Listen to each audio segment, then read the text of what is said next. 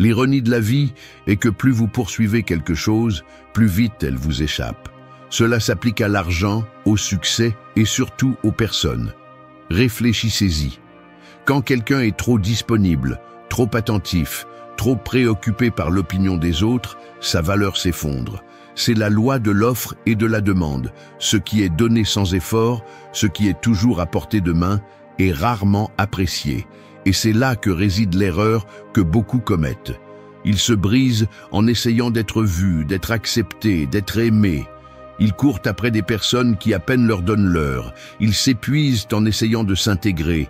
Ils cherchent l'approbation dans des endroits où ils ne trouvent que de l'indifférence. Le résultat ? Ils deviennent une ombre d'eux-mêmes, faibles, prévisibles, sans pouvoir. Mais voici le secret, le respect, l'admiration et même le désir ne naissent pas du besoin. Ils naissent de l'indépendance, de la capacité à lâcher prise, à ne pas supplier, à être quelqu'un qui ne se brise pas par manque d'attention. Le stoïcisme le disait déjà, l'homme fort est celui qui maîtrise ses émotions, qui ne mendie pas ce qui ne lui appartient pas, qui comprend que le véritable pouvoir réside dans le détachement. Parce que lorsque vous devenez autosuffisant, lorsque vous arrêtez de vous soucier de qui reste et de qui part, quelque chose change. Les gens remarquent votre absence, ressentent le vide que vous avez laissé, et soudain, ils veulent que vous reveniez. Aujourd'hui, vous apprendrez pourquoi cela se produit et comment appliquer ces principes dans votre vie. Ou vous le comprenez, ou vous continuez à vous épuiser dans une bataille perdue. La décision est à vous. Un taïch court après le vent et tu ne ressentiras que de la fatigue. Imagine quelqu'un courant après le vent, essayant de l'attraper avec ses mains. C'est absurde, impossible, et pourtant, beaucoup font exactement cela lorsqu'ils poursuivent désespérément l'attention, l'amour ou la validation des autres. Plus tu cours, plus ils s'éloignent. Plus tu insistes, moins on te respecte. Ce n'est pas une opinion, c'est un fait. La nature humaine est programmée pour désirer ce qu'elle n'a pas, pour valoriser ce qui est rare et pour prendre pour acquis ce qui est toujours à portée de main. Se donner sans réserve, montrer du besoin et faire trop d'efforts pour être vu ne mène qu'à l'indifférence des autres. L'histoire se répète encore et encore. Ceux qui donnent tout pour une autre personne finissent souvent dans l'oubli. Ceux qui se démènent pour s'intégrer et être aimés ne reçoivent que du mépris ou du confort en retour. C'est la loi de l'offre et de la demande. Ce qui ne coûte rien n'est pas valorisé. Les stoïciens comprenaient cela parfaitement. Pour eux, l'autosuffisance était l'une des clés de la vie. Épictète disait « Ne cherche pas à ce que les événements arrivent comme tu le souhaites. Souhaite qu'ils arrivent comme ils le font et tu seras heureux. » Ce qui signifie que plus tu essaies de forcer les choses, plus tu te crées de souffrance. Tant que quelqu'un continue de courir après une autre personne, une idée ou un objectif qui ne lui correspond pas, il donne tout son pouvoir. Il envoie un message clair. Ce que je poursuis est plus précieux que moi. C'est l'erreur fatale. Quand quelqu'un montre du besoin, il donne à l'autre personne l'avantage. Il devient celui qui a le dernier mot, celui qui décide si l'autre mérite son attention ou non. Même s'il l'obtient, ce ne sera jamais pour les bonnes raisons. Ce sera par pitié, par commodité ou simplement parce qu'il est confortable d'avoir quelqu'un de disponible. Mais quand une personne arrête de courir, quand elle arrête de poursuivre et suit son chemin sans regarder en arrière, quelque chose change. Ce qui fuyait auparavant commence à manquer de sa présence. Ce qui ignorait auparavant ressent soudainement son absence. L'absence pèse plus que la présence désespérée. Quand quelqu'un remarque qu'il n'est plus une option garantie, la dynamique change. Le pouvoir revient à celui qui a su rester ferme et autosuffisant. Il ne s'agit pas d'arrogance ou de feindre le désintérêt. Ce n'est pas un jeu pour manipuler les autres avec indifférence. C'est un changement de mentalité. C'est comprendre sa propre valeur et agir en conséquence. Celui qui se respecte lui-même n'a pas besoin de mendier pour être validé, ni de supplier pour attirer l'attention. Si quelque chose nécessite une poursuite, une supplication ou un effort constant pour l'obtenir, alors cela ne vaut pas la peine. Le respect et l'attraction ne se mendient pas, ils s'inspirent. La différence entre celui qui contrôle sa vie et celui qui est esclave des autres réside dans la capacité à lâcher prise. Celui qui maîtrise cette leçon ne court pas après le vent. Il reste dans son centre, au calme, laissant ce qui doit arriver de lui-même. 2. L'indifférence aiguise le désir, le besoin l'érode. Rien ne détruit le désir plus rapidement que la certitude absolue que quelqu'un est disponible. L'esprit humain ne valorise pas ce qui est sûr, ce qui est garanti, ce qui n'implique pas d'effort. Ce qui est commun, prévisible et accessible finit par perdre son charme. Le problème est que la plupart des gens ne comprennent pas cette dynamique et tombent dans le piège du besoin. Ils cherchent désespérément l'approbation, font tout pour attirer l'attention, se montrent toujours disponibles, sans se rendre compte qu'avec chaque geste d'anxiété, ils détruisent la valeur qu'ils pourraient avoir. Le besoin fatigue, étouffe, érode. Lorsqu'une personne sent qu'elle a un contrôle total sur une autre, son respect diminue. L'admiration se transforme en pitié et l'intérêt devient ennui. Les stoïciens le savaient bien. Marc Aurèle disait « Aime seulement ce que le destin t'a tracé et tu vivras sans effort ». Cela signifie que rien ne doit être forcé. La lutte pour retenir ce qui ne coule pas naturellement est inutile. La véritable force réside dans le lâcher-prise, dans le fait de permettre aux choses et aux personnes de s'approcher de leur propre gré. L'indifférence, lorsqu'elle naît de l'autosuffisance et non de la manipulation, est l'une des armes les plus puissantes. Il ne s'agit pas de prétendre que cela n'a pas d'importance, mais d'arriver réellement à un point où cela n'a pas d'importance, de cesser d'être obsédé par le fait d'être aimé, d'être accepté, d'être vu. Le véritable détachement n'a pas besoin d'être exhibé, il se ressent. Et quand il est ressenti, les gens le perçoivent. Ce qui est difficile à atteindre suscite de l'intérêt. Ce qui reste fermement en place, sans supplier, sans céder à la peur du rejet, génère une attraction naturelle. L'absence stratégique, la capacité de ne pas dépendre, de ne pas être toujours disponible, oblige les autres à reconsidérer leur position, à valoriser ce qu'ils prenaient auparavant pour acquis.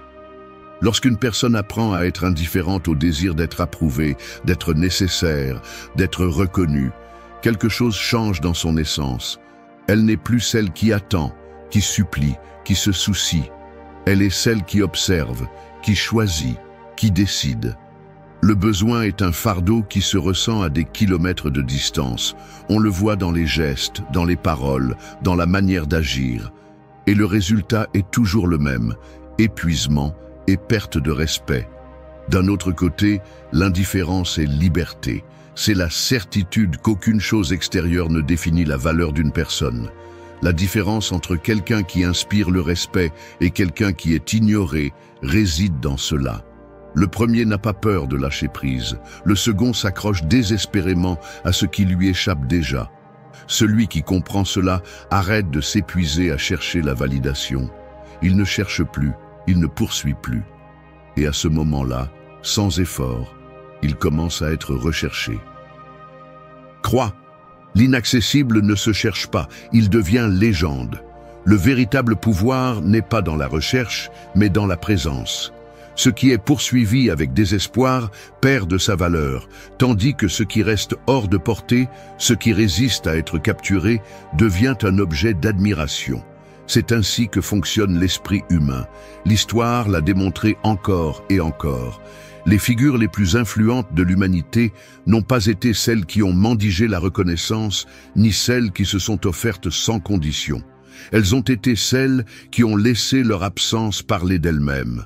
Elles ont été celles qui ont gardé leur essence intacte, sans se plier à la pression extérieure, sans essayer de s'insérer dans des espaces qui ne leur appartenaient pas. Dans la vie, les gens sont obsédés par ce qu'ils ne peuvent pas avoir facilement. Le désir se construit autour de l'inaccessible, l'étrange, le difficile, l'indomptable.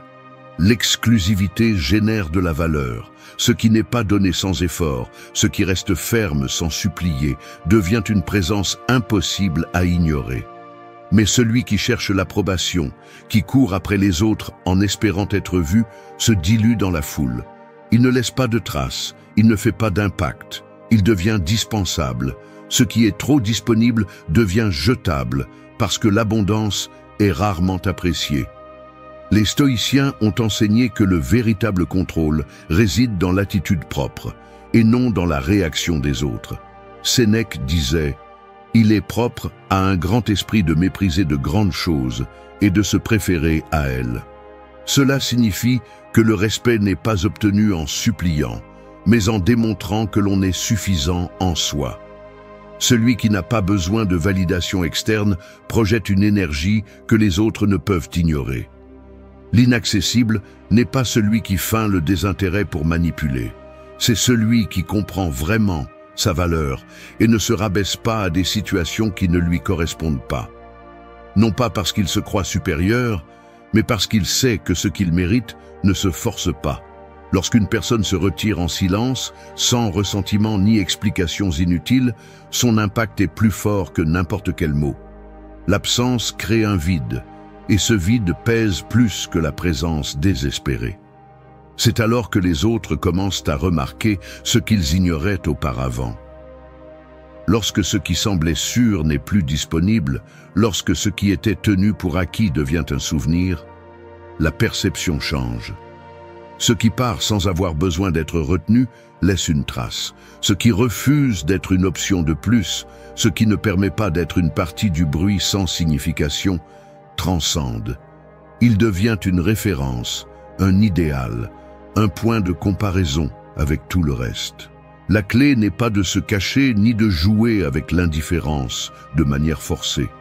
C'est simplement de comprendre que la véritable force réside dans l'indépendance. De laisser l'absence faire le travail que la présence constante ne pourra jamais faire. L'inaccessible ne se cherche pas. Il ne court après personne, il ne s'explique pas, il n'essaie pas de convaincre, il est simplement là, ferme, immuable, et, pour cette raison, il n'est jamais oublié. 4. Celui qui maîtrise la tempête intérieure devient le phare des autres. Dans un monde plein de chaos, d'instabilité et d'émotions débordantes, celui qui garde son calme devient une référence. Alors que les autres se noient dans la peur, le doute et le désespoir, celui qui contrôle sa tempête intérieure se transforme en un phare, un point de stabilité vers lequel tous regardent inévitablement. La plupart sont esclaves de leurs impulsions. Ils réagissent sans réfléchir, se laissent emporter par l'anxiété, perdent le contrôle à la première provocation. Ils sont comme des feuilles au vent, sans direction, sans fondement, gouvernés par le bruit de leur propre esprit. Ils ne peuvent pas être silencieux, ils ne peuvent pas être seuls, ils ne peuvent pas supporter l'incertitude. Leur courage s'évapore parce qu'ils dépendent de l'extérieur pour se sentir en paix. Mais celui qui maîtrise ses émotions, celui qui est capable de garder son calme au milieu du chaos, devient impossible à ignorer. Non pas parce qu'il crie plus fort, non pas parce qu'il impose sa présence avec agressivité, mais parce que sa tranquillité contraste absolument avec le désordre du reste. C'est le stoïcisme à son expression maximale, la maîtrise absolue de soi. Marc Aurèle l'avait bien compris. Le bonheur de ta vie dépend de la qualité de tes pensées. Cela signifie que la véritable force ne réside pas dans ce qui se passe à l'extérieur, mais dans la façon dont elle est traitée à l'intérieur. Celui qui apprend à gérer ses émotions cesse d'être leur esclave. Il ne cherche plus la validation, il ne réagit plus aux provocations insignifiantes, il ne s'épuise plus à essayer de contrôler l'incontrôlable. Le monde respecte et admire ceux qui ne se brisent pas sous la pression. Dans n'importe quelle situation, l'énergie d'une personne qui maîtrise ses émotions est évidente. Elle n'a pas besoin de prouver sa valeur par des cris, par du désespoir, par des réactions impulsives. Sa seule présence transmet l'autorité. La différence entre quelqu'un qui devient un phare et quelqu'un qui se perd dans la tempête est la capacité de résister sans céder. Ce n'est pas que la personne forte ne ressent pas d'émotion. ce n'est pas qu'elle n'éprouve pas de douleur ou d'incertitude. C'est qu'elle a entraîné son esprit à ne pas être emporté par elle. Elle a compris que la paix intérieure ne dépend pas des autres, mais d'elle-même. Celui qui maîtrise la tempête intérieure n'exige pas le respect, il l'inspire. Il n'exige pas l'attention, il la reçoit. Il ne poursuit pas, il est suivi. Son équilibre le rend anormal dans un monde plein de chaos, et c'est pourquoi il devient impossible à ignorer. Le secret n'est pas de feindre le froid, ni de réprimer ce que l'on ressent. Il s'agit d'apprendre à ressentir sans perdre le contrôle, de permettre aux émotions d'exister sans les laisser gouverner les actions, de comprendre que tout ce qui est externe est éphémère, mais que la maîtrise de soi est éternelle. Quand quelqu'un atteint cela, sa présence cesse d'être une option et devient un pilier. Au milieu de la tempête, les autres cherchent un point de stabilité. Et ce sera toujours celui qui maîtrise son propre esprit qui guidera les autres, qui montrera le chemin sans avoir besoin de le demander. Celui qui se contrôle gagne, toujours. 5. L'élégance de l'intouchable. Ce que tu ne peux posséder, on n'oublie jamais. L'esprit humain ne se souvient pas intensément de ce qu'il a obtenu sans effort.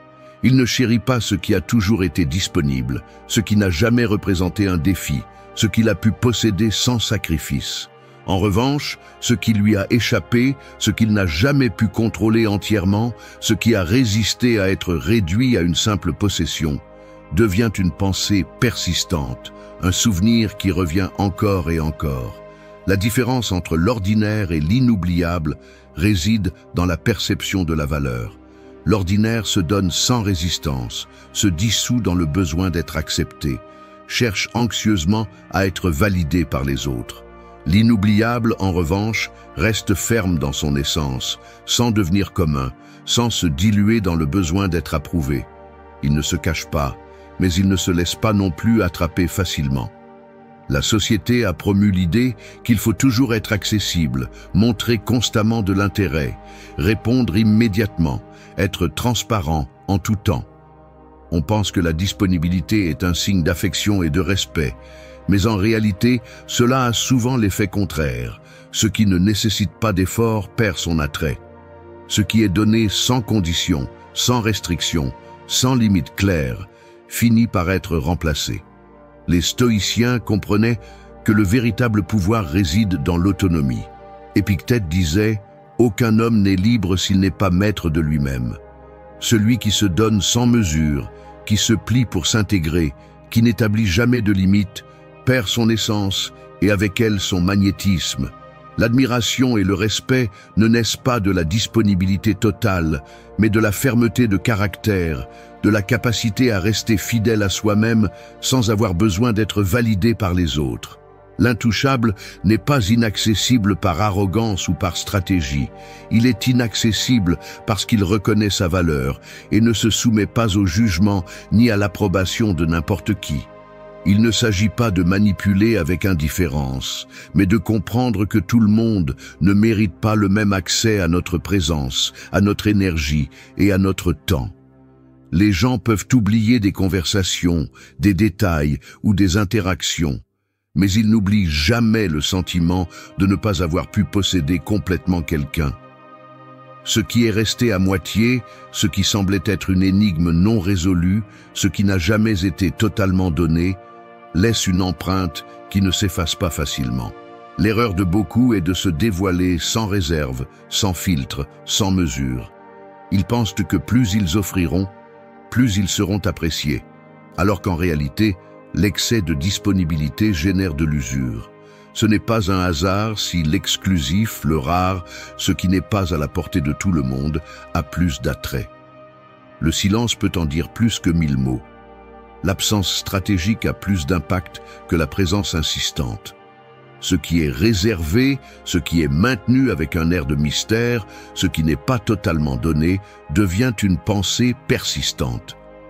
Maîtriser l'art de l'intouchable ne signifie pas se fermer ou devenir inaccessible par orgueil ou par peur. Cela signifie projeter une présence qui transmet sans mots « Je suis ici, mais tu ne peux pas me posséder ». Et c'est le secret de ceux qui ne sont jamais oubliés. 6. Le vide que tu laisses pèse plus que ta présence. Personne n'apprécie l'air jusqu'à ce qu'il s'étouffe. Personne ne valorise la lumière jusqu'à ce qu'elle se retrouve dans le noir. Et personne ne comprend ce qu'il avait jusqu'à ce qu'il le perde. Les gens s'habituent rapidement à ce qui est toujours là, comme une ombre qui les suit, comme un écho qui ne s'éteint jamais. Mais le jour où cet écho disparaît, le jour où l'ombre cesse de se projeter, quelque chose en eux s'effondre. Ce n'est pas la présence qui est rappelée, c'est l'absence qui fait mal. C'est le vide qui pèse, qui se ressent dans la poitrine, comme un coup qui est arrivé trop tard. Et c'est là que beaucoup échouent. Ils s'accrochent à être, à insister, à prouver, comme si avec plus de présence, ils obtiendraient plus d'impact. Mais ce n'est pas le nombre de fois qu'on te voit qui te rend inoubliable, c'est la profondeur de l'absence que tu laisses quand tu n'es plus là. Le problème est que l'être humain a un défaut fatal. Il ne valorise pas ce qu'il ne craint pas de perdre. Il s'habitue à ce qui est garanti, à ce qui est toujours là sans condition, à ce qui ne nécessite aucun effort. Et si tu ne lui donnes jamais l'opportunité de te perdre, il ne comprendra jamais ce que tu signifies vraiment. Pense aux étoiles. Elles brillent chaque nuit, mais peu de gens les regardent avec émerveillement parce qu'elles ont toujours été là. Maintenant, imagine qu'elles disparaissent soudainement. Qu'une nuit, tu lèves les yeux et le ciel est vide. À ce moment-là, tu ressentirais leur absence comme un poids insupportable. Non pas parce que tu ne les as jamais vues auparavant, mais parce que tu n'as jamais pensé qu'un jour, elles pourraient ne pas être là. C'est ainsi que va la vie. Personne ne remarque le silence jusqu'à ce que le bruit disparaisse. Personne ne manque de stabilité jusqu'à ce qu'il soit confronté au chaos. Personne ne valorise la compagnie jusqu'à ce que la solitude s'installe comme un invité indésirable. Les stoïciens comprenaient ce principe mieux que quiconque. Sénèque disait « Rien n'est plus méprisé que ce que l'on a en excès ». Si tu te donnes sans mesure, si tu t'offres sans restriction, si tu es disponible à chaque instant, tu deviens un élément de plus dans le paysage. Non pas quelqu'un de précieux, mais quelque chose de commun. Et ce qui est commun ne marque pas, ne s'imprime pas dans la mémoire, ne laisse pas de cicatrices dans l'âme. Ici, il ne s'agit pas de manipulation ou de jouer avec la distance pour générer du désir. Il s'agit de respect de soi, de savoir quand ta présence a cessé d'être un cadeau et a commencé à être un droit assumé. De comprendre que parfois la meilleure façon de montrer ta valeur n'est pas de rester, mais de partir. L'absence est un coup sec à l'ego d'autrui. Il n'y a pas de pire punition pour celui qui te tenait pour acquis que le moment où il réalise qu'il n'a plus accès à toi. Mais pour que l'absence ait du poids, ta présence doit d'abord avoir signifié quelque chose. Il ne s'agit pas de disparaître sans raison, mais de t'assurer que, lorsque tu le fais, ton souvenir continue de brûler dans l'esprit de ceux qui pensaient que tu serais toujours là. Le monde est plein de personnes qui cherchent à être remarquées, qui crient pour attirer l'attention, qui implorent d'être vues. Mais ceux qui laissent vraiment une trace sont ceux qui, en partant, laissent un silence qui crie plus fort que n'importe quel mot. Le vide que tu laisses est le dernier mot que tu diras. Fais en sorte qu'il pèse. 7. Les rois ne courent pas après les sujets. Tu es le prix, agis en conséquence. Le pouvoir ne se supplie pas, il se projette, il se ressent, il s'impose par la seule présence, sans avoir besoin de le demander, sans avoir besoin de l'expliquer, sans avoir besoin de convaincre qui que ce soit. Celui qui vaut vraiment quelque chose ne cherche pas à être validé, ne cherche pas à être accepté, ne court après personne. Il est là où il doit être, sans se soucier de s'intégrer, sans mendier l'attention de personne, sans avoir besoin d'être regardé pour savoir qui il est. Sa seule existence suffit. Sa confiance est sa marque. Son énergie est ce qui fait que les autres le remarquent sans qu'il ait à dire un mot. L'erreur est de vouloir le prouver, de s'efforcer trop d'être choisi, de devenir une option de plus dans un monde qui est plein d'options. Ils se rabaissent en attendant une reconnaissance, en espérant que quelqu'un leur donne la permission de se sentir important.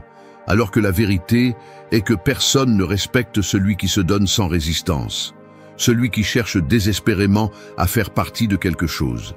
Celui qui ne sait pas rester à sa place sans mendier une place. Ce n'est pas de l'arrogance, ce n'est pas de la fierté, ce n'est pas de l'indifférence. C'est une compréhension absolue que ce qui est précieux ne se donne pas, ne se met pas en solde, ne se laisse pas à la portée de n'importe qui. Ce qui est donné sans restriction perd son essence, devient une partie du bruit, devient une option de plus. Et ce qui est une option de plus peut être changé à tout moment. Celui qui se voit comme un prix ne court pas, ne supplie pas, n'attend pas que les autres le voient. Il existe, et sa seule existence est déjà suffisante. Il n'a pas besoin de prouver quoi que ce soit, car sa valeur n'est pas dans les mots, mais dans la façon dont il se déplace, dans la façon dont il impose sa présence, dans la façon dont les autres ressentent son énergie sans qu'il ait à demander à être remarqué. Ceux qui comprennent cela ne s'épuisent pas en explications. Ils ne perdront pas de temps à essayer de convaincre les autres qu'ils méritent d'être choisis. Ils laissent le monde décider s'il peut les atteindre ou non, s'il peut comprendre ce qu'ils représentent, s'il est prêt à recevoir ce qu'ils ont à offrir. Et quand le monde n'est pas prêt, ils continuent leur chemin sans se retourner, sans regretter ce qui n'a pas été, sans se demander ce qu'ils auraient pu faire de plus, car ils n'ont pas besoin de faire plus que ce qu'ils sont déjà. Le respect ne se mendie pas, l'admiration ne se demande pas, la présence ne s'impose pas avec des mots. On la ressent, on la remarque sans effort. Les gens cherchent ce qu'ils ne peuvent pas avoir. Ils sont obsédés par ce qui reste ferme, par ce qui ne se plie pas, par ce qui ne se donne pas facilement. C'est ainsi que fonctionne l'esprit humain. Ce qui est difficile à atteindre devient désirable. Ce qui est rare devient précieux. Ce qui est donné sans condition devient invisible. Il ne s'agit pas de feindre le froid ni de jouer avec l'indifférence. Il s'agit de dignité. De reconnaître que ce qui vaut vraiment quelque chose ne court pas après quoi que ce soit. Il ne poursuit pas ce qui ne veut pas être là. Il n'implore pas l'attention de personne. C'est le monde qui doit s'adapter à sa présence, pas l'inverse. Ceux qui ont appris cela n'auront jamais à demander à être vus, n'auront jamais à courir après personne, n'auront jamais à se soucier d'être ignorés. Ils ne sont pas en compétition, ils ne sont pas en vente. Ils n'attendent pas la validation de personne. Les rois ne courent pas après les sujets, et celui qui comprend cela n'aura jamais à courir après personne. 8. Le silence de celui qui ne supplie pas crie plus fort que n'importe quel mot. L'absence est le son le plus assourdissant. Le vide parle avec une force qu'aucune explication ne peut égaler. Quand quelqu'un cesse de supplier, quand il cesse de demander, quand il cesse d'espérer, son silence devient un écho impossible à ignorer. Mais la plupart ne parviennent jamais à comprendre cela. Ils s'épuisent en paroles, en revendications, en tentatives vaines d'être entendus, comme si le respect pouvait être acheté par l'insistance, comme si l'attention pouvait être forcée par le désespoir. Ils ne comprennent pas que ce qui pèse vraiment n'est pas la présence constante, mais l'absence qui laisse une marque impossible à effacer. Le monde est plein de bruit, tout le monde cherche à être entendu, tout le monde se bat pour attirer l'attention, tout le monde pense que s'ils crient plus fort, ils seront remarqués. Mais ce qui est vraiment mémorable n'est pas le cri désespéré, mais le silence absolu. Le moment où quelqu'un qui était là avant, qui répondait toujours, qui était toujours disponible, cesse tout simplement d'être là. C'est le coup qui fait mal, c'est le message que personne ne peut ignorer, parce que celui qui supplie, celui qui poursuit, celui qui insiste, devient prévisible, et le prévisible devient monotone, ennuyeux, jetable. En revanche, celui qui sait se retirer au bon moment, celui qui comprend qu'il n'a pas besoin d'expliquer son départ, celui qui laisse le vide parler de lui-même, devient une présence impossible à oublier. Les mots ont du pouvoir, oui. Mais le silence en a plus, parce que les mots essaient de convaincre, essaient de justifier, essaient de forcer une réaction. Le silence, en revanche, ne demande rien. Il ne cherche rien. Il n'implore rien. Et dans cet acte d'autosuffisance absolue, il devient la chose la plus forte que quelqu'un puisse expérimenter. Celui qui a compris cela n'a pas peur de partir. Il ne ressent pas le besoin d'expliquer pourquoi. Il ne reste pas à attendre la reconnaissance. Il disparaît simplement. Et dans cet acte, dans ce mouvement final sans adieu dramatique ni supplique vaine, il laisse une empreinte indélébile. Ce qui est toujours disponible devient invisible. Ce qui se retire au bon moment devient un mystère, et les mystères ne sont pas oubliés. Le problème est que la plupart ont peur du silence. Ils pensent que s'ils cessent de parler, d'insister, d'essayer, ils seront oubliés. Mais c'est tout le contraire. Ce qui pèse le plus dans l'esprit des autres n'est pas ce qui a été dit, mais ce qui est resté non dit. Ce n'est pas la présence insistante, mais l'absence inattendue. Quand quelqu'un n'est plus là, quand sa voix n'est plus entendue, quand son énergie n'est plus ressentie, c'est alors qu'il commence vraiment à manquer. Et c'est là que réside la différence entre ceux qui mendient pour attirer l'attention et ceux qui deviennent un souvenir indélébile. La clé est de ne pas chercher à convaincre personne, comprendre que le besoin d'être entendu est une faiblesse, comprendre que le respect ne se demande pas, il s'inspire. Et rien n'inspire plus de respect que quelqu'un qui sait quand parler et quand se taire, quand rester et quand partir, quand laisser sa marque et quand laisser son absence parler pour lui. Celui qui maîtrise le silence maîtrise la perception des autres. Parce que le silence fait se poser des questions, fait douter, fait s'inquiéter. Le silence génère de l'intrigue, crée un vide, laisse place au doute, au regret, à la prise de conscience tardive de ce qui a été perdu. Dans un monde où tout le monde crie, celui qui se tait devient la seule voix qui compte vraiment. Le silence de celui qui ne supplie pas n'est pas vide. C'est un écho qui résonne dans l'esprit de ceux qui ne l'ont pas apprécié à temps. C'est le rappel silencieux que le respect ne se supplie pas, que la dignité ne se négocie pas, que celui qui sait ce qu'il vaut n'aura jamais à demander qu'on le reconnaisse. Il n'y a pas de bruit plus fort que l'absence de celui qui connaissait sa valeur. Et celui qui comprend cela ne suppliera plus jamais l'attention de personne. Merci d'être resté jusqu'à la fin de la vidéo. Si vous avez tout vu, commentez « Je suis stoïcien » comme notre signe secret, indiquant que vous êtes un véritable apprenant du stoïcisme. N'oubliez pas de vous abonner et de liker la vidéo si elle vous a plu. Rendez-vous dans la prochaine vidéo et rappelez-vous, continuez à cultiver votre esprit stoïque.